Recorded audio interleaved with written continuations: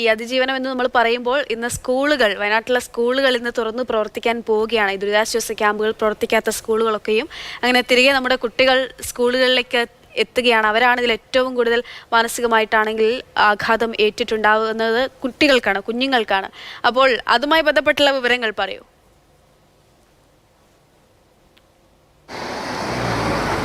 Mundakkai LP സ്കൂളിലെ ഒരു അധ്യാപികയോട് ഞാൻ സംസാരിക്കുകയുണ്ടായി. ആ അധ്യാപിക ക്യാമറയ്ക്ക് മുന്നിലൊന്നും വരാൻ തയ്യാറായിട്ടുള്ളൊരു സ്ത്രീയല്ല. അവർ പറയുന്നത്, ഞങ്ങൾക്ക് 12 കുഞ്ഞുങ്ങളുണ്ടായിരുന്നു, അതിൽ 7 പേര് ഇന്നില്ല, എന്നിട്ട് പൊട്ടിക്കരയുകയാണ്.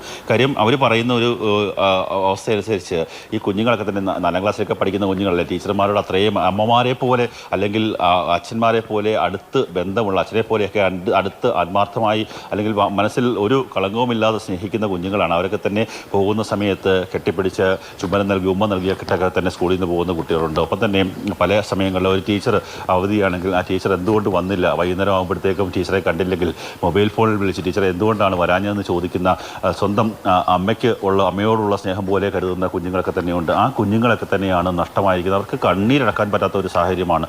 എങ്കിലും ഈ ഒരു ദുരന്തമാണ്, അതിനെ അതിജീവിച്ചേ മതിയാകൂ. ആ അതിജീവിക്കുന്നതിൻ്റെ ഭാഗമായിട്ടാണ് കുട്ടികൾക്ക് വേണ്ടി ഇന്നലെ അവിടെ സ്കൂളിൽ തന്നെ, ഇപ്പോൾ ക്യാമ്പ് നടക്കുന്ന സ്കൂളിൽ തന്നെ ഒരു അംഗനവാടി, കുഞ്ഞു മക്കൾക്ക് വേണ്ടി ഒരു അംഗനവാടി പോലെയുള്ള ക്രമീകരണങ്ങൾ, അവർക്ക് വേണ്ടിയുള്ള കളികളും മറ്റു കാര്യങ്ങളും തന്നെ ഏർപ്പെടുത്തുന്നു. അതിന് സമാനമായി കുഞ്ഞുങ്ങളുടെ മാനസികോല്ലാസം വർദ്ധിപ്പിക്കാൻ വേണ്ടിയുള്ള പരിപാടികളൊക്കെ തന്നെ അവിടെ നടത്തുന്ന ഒരു സാഹചര്യം ഇന്നലെ കാണാൻ സാധിച്ചു. നമ്മുടെ മധുചേട്ടൻ കെ മധുവിൻ്റെ വാർത്തയിലൊക്കെ തന്നെ ആ കാര്യങ്ങളൊക്കെ തന്നെ ഉണ്ടായിരുന്നു. ഇന്നും ഈ സ്കൂളുകൾ, അതായത് ദുരിതാശ്വാസ ക്യാമ്പുകൾ പ്രവർത്തിക്കാത്ത സ്കൂളുകളൊക്കെ തന്നെ ഇന്ന് തുറന്ന് പ്രവർത്തിക്കാൻ പോവുകയാണ്. പക്ഷേ ഈ ജില്ലയിലുള്ള കുഞ്ഞുങ്ങളുടെയൊക്കെ തന്നെ മനസ്സിൽ എന്തുതന്നെയായാലും ഈ ദുരന്തത്തെക്കുറിച്ചുള്ള ഒരു ദുഃഖചിത്രം ഉണ്ടാകും. അതുകൊണ്ട് തന്നെ പല സ്കൂളുകളിലും ഇന്ന് കൗൺസിലിങ്ങും മറ്റു കാര്യങ്ങളും, എന്താണ് സംഭവിച്ചത്, അങ്ങനെയുള്ള കാര്യങ്ങൾ എന്താണെന്നൊക്കെ കുറിച്ച് കുഞ്ഞുങ്ങളെ പറഞ്ഞ് മനസ്സിലാക്കാൻ വേണ്ടിയുള്ള കൗൺസിലിംഗ് ഒക്കെ തന്നെ ഉണ്ടാകുമെന്നാണ് നമുക്ക് മനസ്സിലാക്കുവാൻ സാധിക്കുന്നത്. ഈ ദുരന്തത്തിൻ്റെ പേരിലുള്ള ഒരു ദുഃഖാചരണവും മറ്റു കാര്യങ്ങളുമൊക്കെ തന്നെ ഇന്ന് ഈ സ്കൂളുകൾ ഒക്കെ തന്നെ ഉണ്ടാകും. ഈ ദുരിതാശ്വാസ ക്യാമ്പുകൾ പ്രവർത്തിക്കുന്ന സ്കൂളുകൾക്ക് അവധിയായിരിക്കും. മറ്റ് സ്കൂളുകളായിരിക്കും ഇന്ന് തുറന്ന് പ്രവർത്തിക്കുക. വയനാട്, അതുപോലെ തന്നെ മലപ്പുറം ജില്ലയിൽ, തൃശ്ശൂർ ജില്ലയിലൊക്കെ തന്നെ സമാനമായ രീതിയിലാണ് പ്രവർത്തിക്കുക. വയനാട്ടിൽ ചാലിയാർ പുഴയിലേക്കാണ് ഏതാണ്ട് 198-200ഓളം മൃതദേഹങ്ങൾ ഒഴുകിയെത്തിയത്. ആ പ്രദേശത്തുള്ള കുഞ്ഞുങ്ങളുടെയൊക്കെ മനസ്സിൽ ഈ ഒരു ദുരന്ത ചിത്രമുണ്ട്. അതുകൊണ്ടൊക്കെ തന്നെ അവർക്കൊക്കെ തന്നെ അവരുടെ മാനസികമായിട്ടുള്ള ധൈര്യം വീണ്ടെടുക്കുന്നതിന് വേണ്ടി, മാനസികമായിട്ട് അവരെ ബലപ്പെടുത്തുന്നതിന് വേണ്ടിയുള്ള ക്രമീകരണങ്ങളൊക്കെ തന്നെ ഉണ്ടാകും. എന്തുതന്നെയായാലും കുഞ്ഞുങ്ങൾ ഇന്ന് സ്കൂളിലേക്ക് പോകുമ്പോൾ അവർക്കൊപ്പം കഴിഞ്ഞ ഒരാഴ്ച മുമ്പ് വരെ ഉണ്ടായിരുന്ന പല കൂട്ടുകാരും ഇല്ലാത്ത ഒരവസ്ഥയുണ്ട്. ഈ മുണ്ടക്കൈയിലെ സ്കൂളിലായാലും ചൂരൽമലയിലെ സ്കൂളായാലും ഇന്നൊന്നും പ്രവർത്തിക്കുന്നില്ല. പക്ഷേ മുണ്ടക്കൈയിലൊന്നും ഇനി ഒരു കാലത്തോളം സ്കൂളുണ്ടാവില്ല. പണ്ട് നമ്മൾ തത്സമയ വാർത്തയിലൊക്കെ തന്നെ കമന്റ് ചെയ്തുകൊണ്ടായത് ഒരു ശാലിനി ടീച്ചർ കുഞ്ഞുങ്ങൾക്കൊപ്പം തന്നെ അവരുടെ യൂണിഫോം ധരിച്ചുകൊണ്ട് സൈക്കിൾ ചവിട്ടുന്ന ടീച്ചറൊക്കെ ഉണ്ടായിരുന്നു. അവരെയൊക്കെ തന്നെ നമ്മൾ കണ്ടിട്ടുണ്ട്. പക്ഷേ അവർക്കൊന്നും സംസാരിക്കാൻ പറ്റാത്ത അവസ്ഥയാണ്. കാര്യം നമുക്കത് പറഞ്ഞറിയിക്കാൻ പറ്റാത്ത ഒരവസ്ഥയാണ്. കാര്യം ഇവിടെ നിൽക്കുമ്പോൾ അവരുടെ വിങ്ങൽ കൃത്യമായി എനിക്ക് മനസ്സിലാവാൻ സാധിക്കുന്നുണ്ട്. കാര്യം പലപ്പോഴും അവരോട് സംസാരിക്കുമ്പോൾ അവരങ്ങ് വിങ്ങിപ്പൊട്ടുകയാണ്.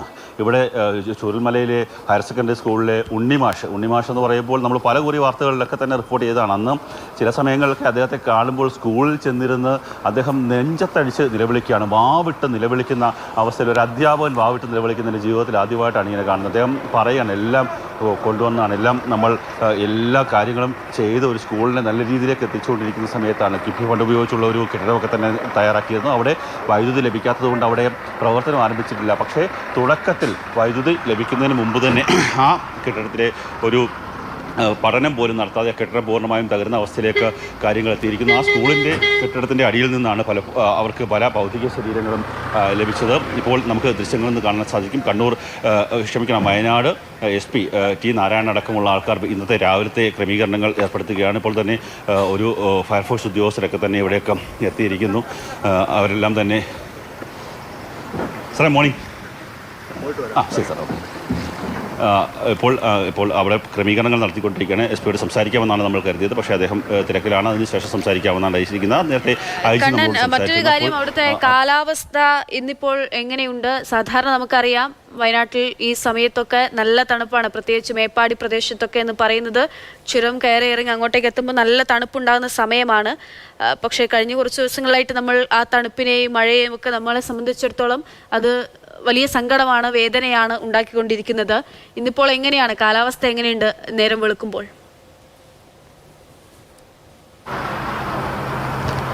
ഇന്ന് നേരം വെളുക്കുന്ന സമയത്ത് കാലാവസ്ഥ മഴയോ മറ്റു കാര്യങ്ങളോ ഒന്നും തന്നെയില്ല. ചെറിയ രീതിയിലുള്ള തണുപ്പുണ്ട് എന്നൊഴിച്ചാൽ മറ്റ് പ്രശ്നങ്ങളൊന്നും തന്നെയില്ല. കാലാവസ്ഥ കുഴപ്പമില്ലാത്ത രീതിയിൽ തന്നെ പോകുന്നു. അതുതന്നെയാണ്, അങ്ങനെയുള്ള കാലാവസ്ഥ ഉണ്ടെങ്കിൽ മാത്രമേ ഈ തിരച്ചിൽ കൂടുതൽ കാര്യക്ഷമമായി നടക്കുകയുള്ളൂ. അതിന് ഇപ്പോൾ കാലാവസ്ഥ അനുകൂലമായിരിക്കുന്നു. പക്ഷേ ഇന്നലെ രാത്രിയിൽ ചെറിയ തോതിലുള്ള മഴയുണ്ടായിരുന്നു. ആ മഴ ഉള്ള സമയത്ത് രാത്രി തിരച്ചിൽ നിർത്തിയ ശേഷമാണ് മഴ പെയ്തത്. അതല്പം ആശ്വാസകരമായിട്ടുണ്ട്. ഇന്നലെ ഒപ്പം തന്നെ സൂചിപ്പാറയ്ക്ക് ഇടയിൽ 8 ആൾക്കാരാണ് അവിടെ, 18 ആൾക്കാരാണ് അവിടെ തെരച്ചിൽ രക്ഷാപ്രവർത്തനത്തിനായി പോയി അവരൊരു പാറയിൽ കുടുങ്ങിയത്. പക്ഷേ അവരെ രാത്രിയോടുകൂടി രക്ഷിക്കാൻ സാധിച്ചു. അതും ആശ്വാസകരമായിട്ടുള്ള കാര്യം.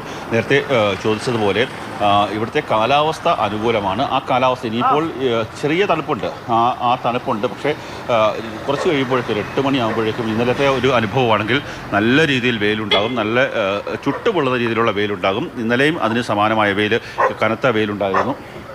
അത് കൂടി എത്തിക്കഴിഞ്ഞാൽ ഈ തെരച്ചിൽ പ്രവർത്തനം കൂടുതൽ കാര്യക്ഷമമാവും.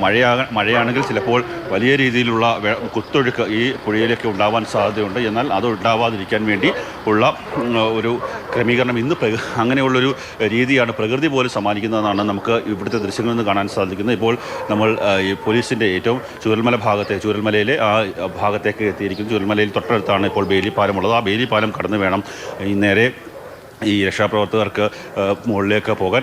അപ്പോൾ സൈനികരടക്കമുള്ള ആൾക്കാർ, ഇന്ന് തെരച്ചിലിനായി പോകുന്ന സൈനികരടക്കമുള്ള ആൾക്കാർ അവർക്ക് വേണ്ട സാമഗ്രികളൊക്കെ തന്നെയായി ഇവിടെ ക്യാമ്പ് ചെയ്യുകയാണ്. ഇവിടെ നിന്നാണ് അവർ മാർച്ച് ചെയ്ത് മുന്നോട്ട് പോവുക. ശരി, കണ്ണൻ നായരാണ് വിവരങ്ങൾ നൽകുന്നത്. എന്തായാലും ഇന്നത്തെ തെരച്ചിൽ ആരംഭിക്കുകയാണ്. 7 മണിയോടുകൂടി തന്നെ തുടങ്ങും. അത് ഇപ്പോൾ തന്നെ ഉദ്യോഗസ്ഥരൊക്കെയും തയ്യാറാണ്.